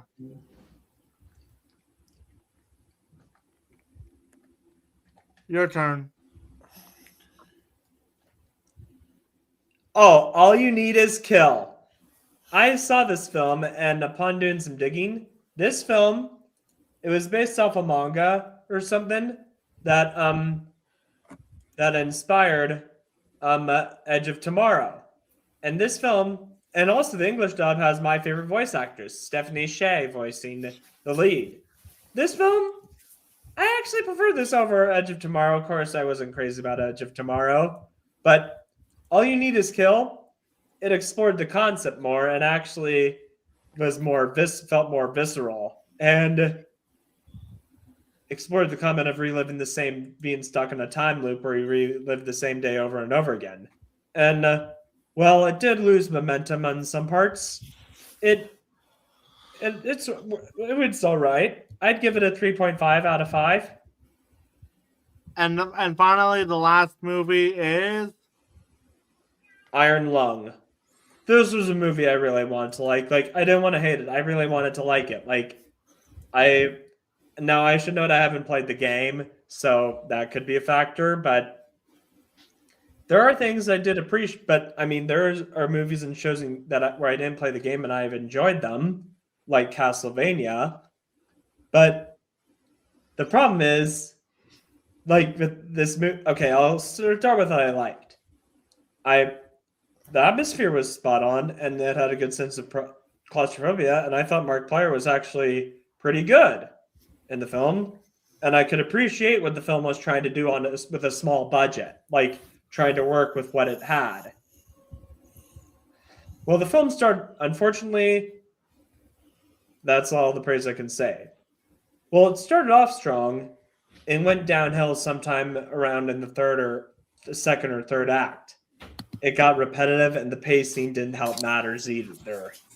Now, if this was reduced to a short film, maybe it could have worked. And that ending was a bit confusing and anticlimactic. It had the right elements, but it fell flat. That said, I hope Markiplier listens to the constructive criticism. Yeah, like I'm honestly glad that Markiplier was able to make his dream come true. But much like Chris Stuckman, yeah, it could have been better.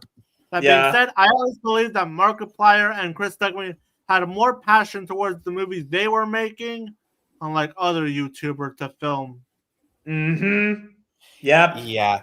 And by the way, to a certain Dr. Wiley looking YouTuber, cry about it. Chris Stuckman's movie is doing good. Mm-hmm. I might change my rating on it, but it had passion. Like, it had the right elements going for it. Like, they are at least trying. They aren't making some, like, aspiring to be generic junk. Mm-hmm. So yeah, that ends all the reviews we saw in January. Now we only have one more task. And of course, it's time for the ranking. Yeah. Yep. I figured I might as well add another show to the ranking aside from Friendship is Magic. So I figured this one would definitely serve as, a bit of a, as a brief period for that. So yeah, we ended up watching The Outhouse recently. Yeah, nice choice. All of us, along with all of us and Matthew the Prep, even though he's muted, have all watched season 1 of The Owl House. And for the record, we're currently on season 2. Like, so far, the last episode we watched was Hollow Mind at the moment. Yeah. To give you a brief paragraph of what we think about this show so far, it's great. It's really great. Especially in season 2. But so far, how we feel about season 1? It's still good, but it's definitely the weakest season of the series so far. I mean, you can definitely tell that this was when the world was getting established, and character introductions were still we're not quite up to par with what we would see later on. This is why when rating of show's first season, I try not to give it a 5 out of 5 because it's trying to sort out what TV Tropes calls early installment weirdness. Yep. I mean, yeah. Given that I regularly contribute to TV Tropes quite frequently. Mhm. And most first seasons of any show are bound to be a lot more rough than later seasons. And I think it's only fit to rank all 19 episodes of season 1. And of course, there's going to be a little bit of rules on how I rank certain episodes above others. And I want to make sure that these have some fair critiques of each one. I'm going to be ranking it on 3 very specific things.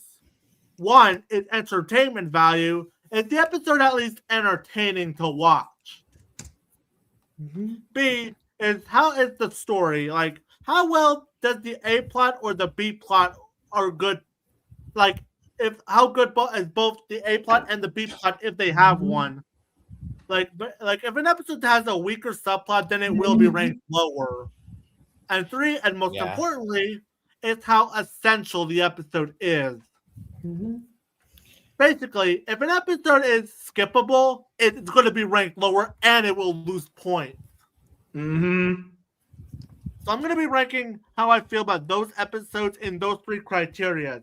So any episodes I would rank either in A or the Bled tier because, spoiler alert, even the worst episode isn't really, I deem that bad. I just kind of deem it the weakest. Yeah. Yeah, any episodes in the Meh or Bled tier are basically if it fails on, it's going to be ranked on how it fails on those 3 categories. Meanwhile, any episodes after good will be on how well they fit their respective categories. So yeah, I'm going to be ranking it based on 3 very important factors for an episode of this show to rank it as high as it is. So with that out of the way, time to show the tier list.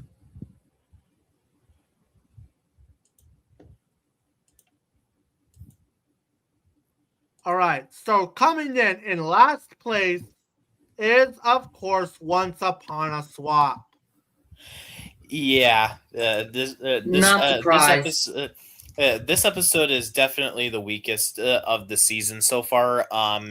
So one of the main issues with this episode is how it functions as a body swap story.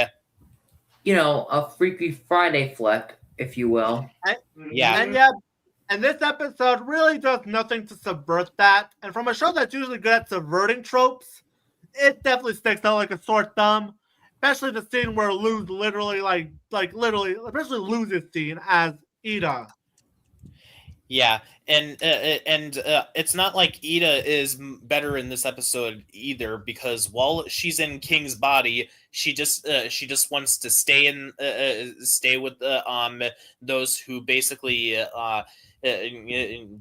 grabbed her and are adopting her. And otherwise, and the reason why it's in last place is because of all the episodes in the series. This is the one you can actually skip. Yeah, and another issue with this episode too, they swapped the voice actors for each character rather than having the character act like having the voice actors act like the supposed character. So yeah, Once Upon a Swap is easily the weakest episode of the series so far. And it has to be at the bottom because in terms of entertainment value, there's not much. And in terms of how skippable it is, like it's the one you can actually avoid. Unlike the next episode where even though it's the episode I enjoy the least, at least it actually has a reason to exist. And that episode is Something Ventured, Something Framed. I'll give you I'll sum up why this episode's near at the bottom. First, it's basically a liar revealed episode. Of course. Yeah. And yeah, this episode isn't really all that entertaining for me anyway. Episodes in the S tier are definitely slightly better, but not by much. Number 17 is Escape of the Palisman. King is at his worst in this episode. Yeah, like I guess you could kind of enjoy him he's just laughably pathetic, but otherwise, yeah, this episode is pretty boring, pretty forgettable. And all right, in number 16 is I Was a Teenage Abomination. Amity is one of the show's best characters, and but she did start off on a pretty rough note. Yeah, like it's awfully hard to watch this particular episode without knowing how well she develops as a character. I mean, yeah. At number 15 is Hootie's Moving Hassle. There's a sequence in this episode that I do love. It's the Owl House poking fun at capitalism. Yeah, but otherwise, it's a pretty Which is good funny in episode. hindsight. Yeah, with it's pretty- Disney. It's a pretty good episode, but not really much I can speak of here. Coming in at- Other than the jab at capitalism, not really much. Yeah, coming in at number 14 is Sense and Insensitivity. It's definitely an episode where King isn't really all that likable, but nowadays it's kind of more relevant. Yeah. There's a sequence in this episode that basically sums up Mr. Horse in a nutshell, because he constantly keeps on trashing on the Star Wars sequel trilogy to this very day. If this isn't as good as I'm expecting it, I'm going to spend the rest of my life trashing it. Yep. And otherwise, but that being said, it is saved by the B plot. The B plot being better because we get to see a bit of Ida and Lilith's dynamic. Coming in at number 13 is the very first episode of the series, A Lying Witch and a Warden. Yeah. Most people would rank the first episode at the bottom of most people's list.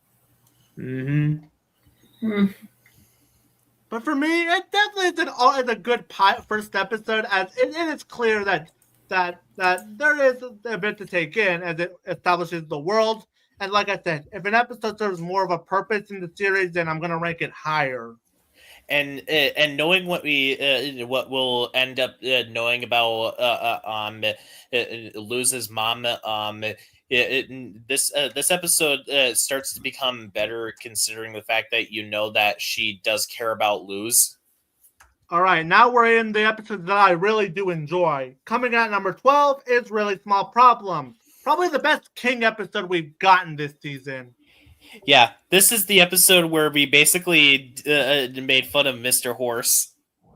Yeah, like this episode definitely gives us a reason to care about King and Luz's dynamic, and it actually makes King making a bad decision actually understandable. Although the reason why it's so low on my list is that it is an episode that I wouldn't really call essential. So yeah, and of course this is probably Tibble as probably his most entertaining, so I will say that. Yeah, we also like I said before, we also got some material to basically make fun of Mr. Horse with. There's literally an angry pony in this episode. So yeah. Coming at number 11 is Lost in Language. Definitely the earliest sign of Amity actually being likable. Yeah, and to me, this episode is basically a Little Yellow Book from SpongeBob done right, because Amity because Luz is not the one who wanted to go out of her way to read Amity's diary. It's her siblings that made Luz do that.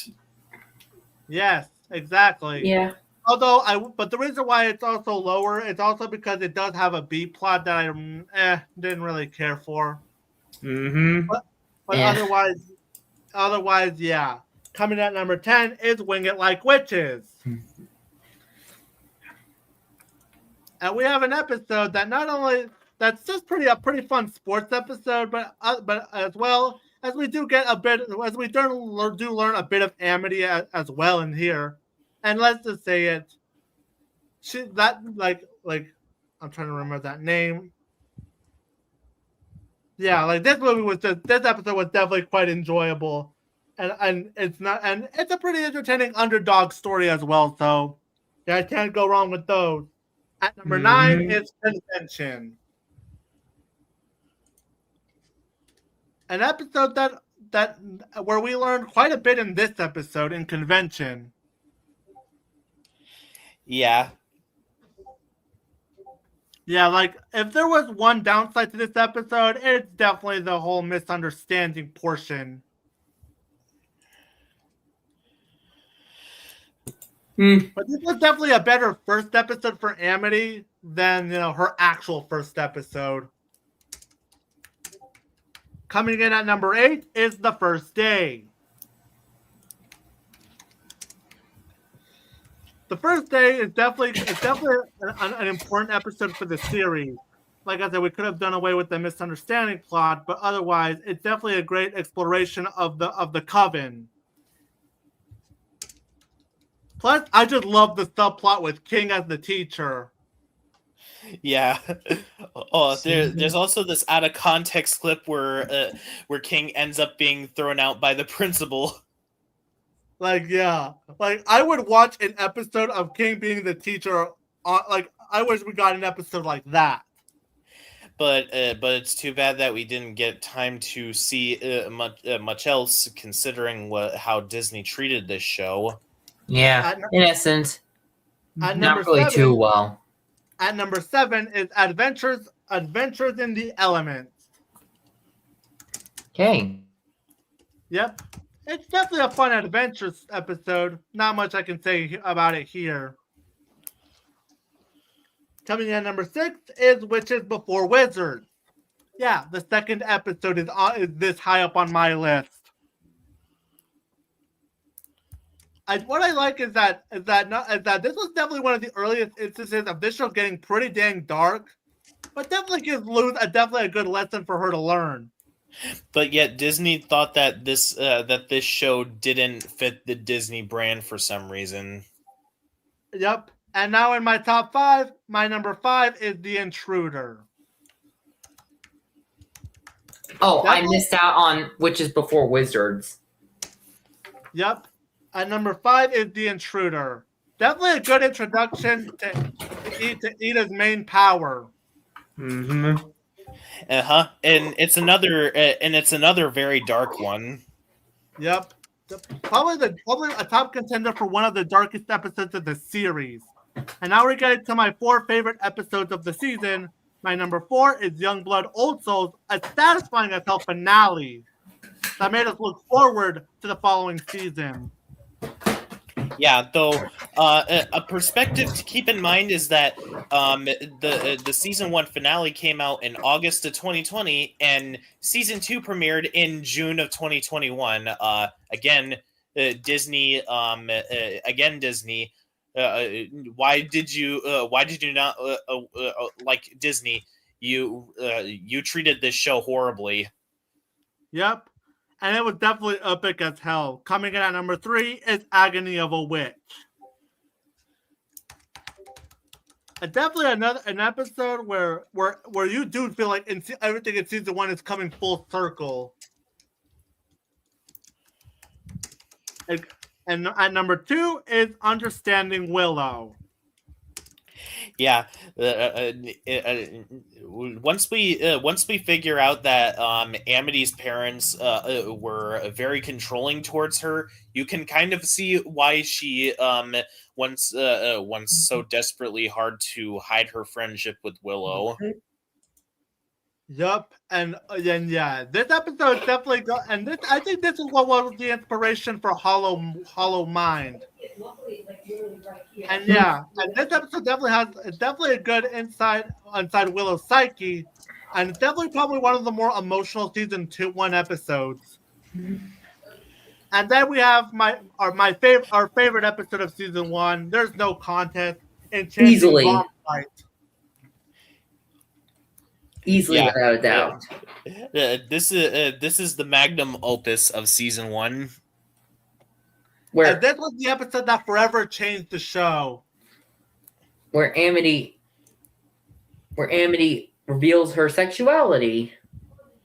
Yep, and on top of other, on top of aside from that moment and the gorgeous and just animation in this one, there's also a lot of funny moments here too. Like seriously though, I will never not get a laugh. I will never not get a laugh out seeing Amity beat the shit out of Hootie. Yeah, and like Hootie is a funny character in of himself. Yep. And this episode definitely has probably one of the best stories in season 1. And considering what we're so far seeing in season 2, that's saying a lot. All right. And it ends on such a bittersweet note. So yeah, Enchanting Right. Grom Fight is easily the best episode of season 1. No contest there. So yeah, that and the season 1 ranking. And hopefully in February we're gonna be ranking seasons 2 and 3 simultaneously. Mm-hmm. Yeah. So yeah, that ends today's episode, ends the season 3 premiere. Hopefully we'll see you around next week, sometime around Valentine's Day weekend, where we talk about the Shrek franchise. Mm-hmm. Yeah, we're gonna be talking about the Shrek franchise next. Why don't we Well, that rewatch out the of the way. Shrek films beforehand? I read bits of it. You mean rewatch them? I was talking something. Yeah, rewatch them. Sorry, I was talking to something else. So yeah. See ya until we talk about the Shrek franchise. Adios. Peace out. Bye.